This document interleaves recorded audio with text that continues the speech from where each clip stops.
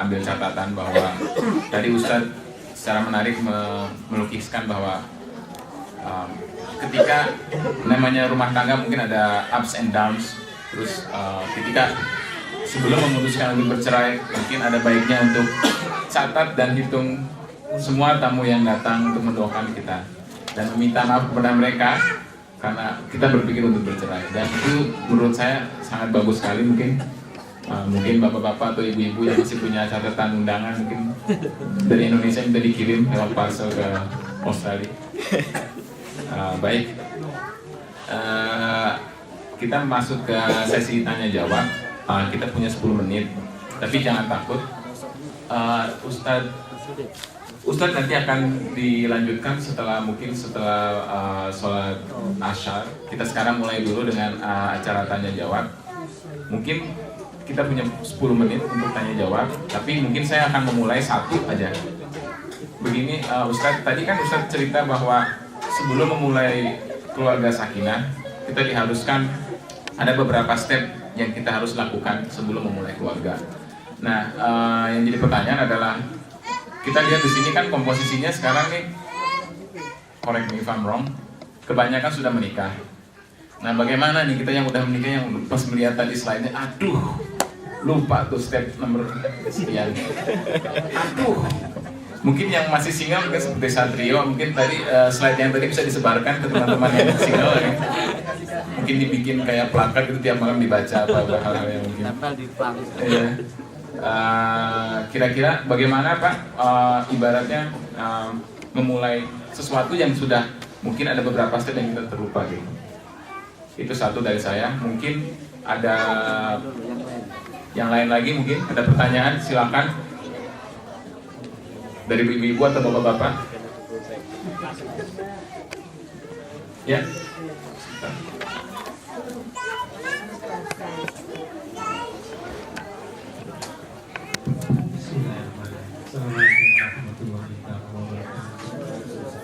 Terima kasih atas paparannya dari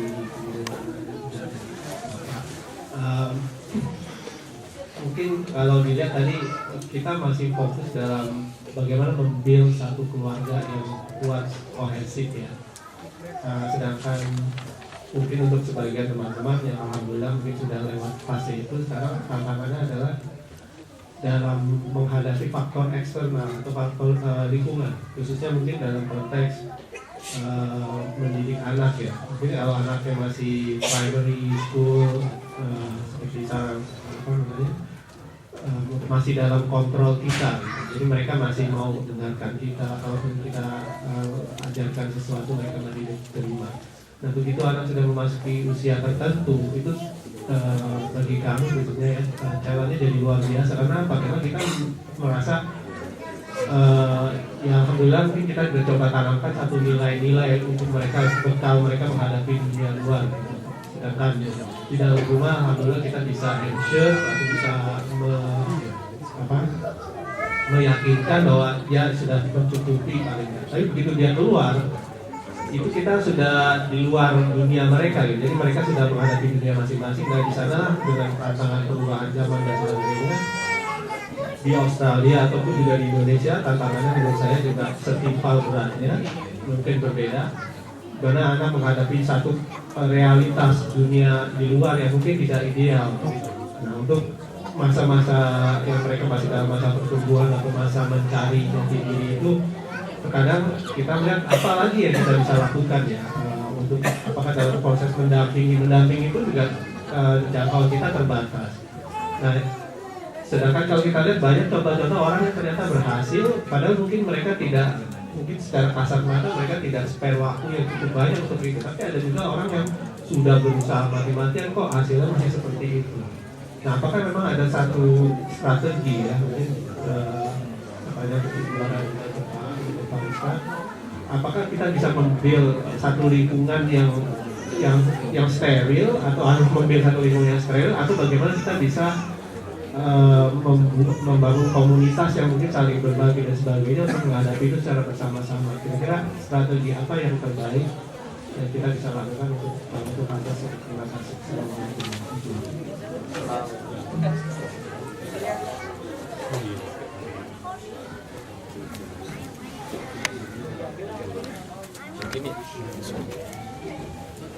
Yang terakhir mungkin dari ibu perwakilan. Oh iya, ibu dari perwakilan ada yang mau bertanya? Going once, going twice.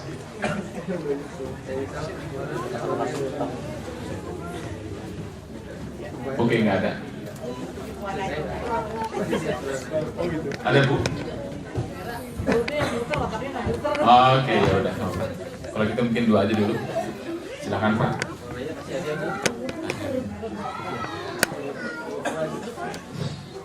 Ya, untuk pertanyaan kedua nanti mungkin lebih teknis ya Bu Tara yang barangkali sudah mengetahui dunia lain.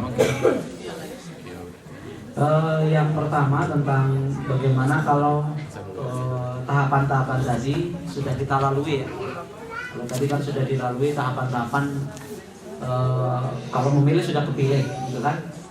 Kalau melamar sudah dilamar, kalau akad sudah diakad, ya kan? Kemudian sekarang ya kita tinggal meneruskan apa yang sekarang kita alami, kita syukuri apa yang ada. Kemudian memaklumi kesalahan kedua belah pihak. Salah satu yang salah harus kita pahami dan kita toleran terhadap apa yang menjadi kesalahan istri maupun suami. Kemudian ditumbuhkan hubungan yang harmonis dengan komunikasi yang dialogis. Ya. Kalau itu kepada istri, kepada anak-anak juga seperti itu. Saya kira kalau tadi dinyatakan bahwa anak-anak kita itu seringkali sudah kita bersihkan di dalam, begitu keluar kita jemur di luar, kotor lagi, gitu ya, kena debu, kena angin, kena macam-macam itu, pencemaran lingkungan, kena pencemaran, gitu ya, kena polusi. Nah, sebagai seorang atau tukang cuci biasanya kan, kita ini kan bagian tukang cuci di rumah nih. Kalau udah kotor lagi ya kita nggak bosan-bosannya kalau dampingi terus mungkin nggak bisa karena keterbatasan waktu kita. Begitu ada kotor lagi kita cuci lagi, kotor lagi kita cuci. Dan itu tugas kita. Kan tidak bisa kita akan biarkan anak ini kemarin udah dicuci sekarang kok kotor lagi. Sebagaimana baju ini kan, baju ini seringkali kita pakai, kalau kotor kan harus kita cuci lagi. Apa kita buang? Anak kita buang aja kotor terus gitu dicucinya. Kecuali yang sudah kaya ya, punya anaknya banyak, udah ganti-ganti anaknya. Itu pun tidak boleh juga membuang anak. Baju aja kita kan sudah paling setahun misalnya baru kita ganti. Kecuali yang memang suka ganti-ganti pakaian ya, sekali pakai buang, sekali pakai buang. Tapi kita harus cuci terus, kita setrika, kita cuci dan disetrika. Itu tanggung jawab kita sebagaimana pakaian. Iman saja seperti itu. Iman itu kan kata Rasul seperti pakaian, cepat lusuh. Bagaimana iman agar tidak lusuh? Kata Rasulullah, ditajdid, direaktualisasi kembali. Dengan apa? Dengan minimal membaca la ilaha illallah. Makanya Umar itu seringkali mengajak para sahabat untuk numinusa. Ayo kita beriman sesaat saja. Apakah sebelumnya tidak beriman? Beriman tapi terkontaminasi imannya. Para sahabat itu keluar sedikit itu seperti orang munafik. Karena ada seorang Handolah yang mengatakan, saya kalau di hadapan Rasulullah seperti melihat surga. Saya kalau di hadapan Rasul seperti melihat neraka. Iman saya naik, iman saya tinggi. Sebagaimana kita kalau diceramain, di tauji, kasih pengajian, manggut-manggut, ya Allah, ya Allah, ya Allah, ya Allah, ketika di pengajian. Di tempat ceramah, begitu keluar nyolong sendal, kan lain itu sudah. Karena itu mempraktekkan ucapan kiainya atau ustadznya, ambil yang baik, tinggalkan yang jelek, kan begitu. Itu sudah berbeda. Gitu ya. Maka ada seorang Handolah mengatakan, nafaqah Handolah, munafik Handolah ini. Kenapa munafik? Di hadapan Rasulullah SAW seakan-akan imannya luar biasa. Begitu berpaling dari Rasulullah SAW sudah berubah 180 derajat. Itu Rasul atau itu para sahabat di hadapan Rasul. Maka begitu lagi dia akan kembali Rasul, dicuci lagi, ditauji, diberi pengarahan, diberi pembinaan terus dan seterusnya. Kita pun seperti itu. Jangankan anak-anak kita yang sudah dewasa saja. Kita keluar pasti ada terkontaminasi oleh lingkungan kantor, lingkungan kerja. Pulang kita baca Quran, kita tahajud bersama istri, saling tausiah, saling muhasabah. Itulah menjadi cuciannya, menjadi cleansingnya dan menjadi semacam bagaimana kita menjadi mesin cuci di dalam rumah kita. Baik untuk anak maupun untuk kita sendiri sebagai suami, sebagai istri atau sebagai bapak atau ibu. Saya kira itu yang mungkin bisa sampaikan dan mungkin bisa diperjelas oleh Ibu Ular. Terima kasih. Assalamualaikum warahmatullahi wabarakatuh. Waalaikumsalam. Terima kasih Ustadz. Mudah-mudahan pertanyaan yang disampaikan tadi, jawaban yang disampaikan tadi menjawab semua pertanyaan kawan-kawan semua. Sebelum, oke, maaf. Sorry. Kasih Pak, tadi pertanyaan dari Pak Widodo, saya yakin sebagian dari kita juga anaknya mungkin sudah remaja, setuju dengan kesulitan masing-masing. Kita punya anak, bayi ada kesulitannya tersendiri, anaknya primary school kesulitan tersendiri, remaja ada lagi, menikah ada lagi, udah punya anak kita juga yang jagain, jadi ada lagi. Jadi maksudnya intinya adalah ternyata masalah itu bisa jadi semakin kian bertambah, tetapi berarti ini kalau kita ambil sisi positifnya, kita dipersiapkan menjadi orang tua yang bijaksana.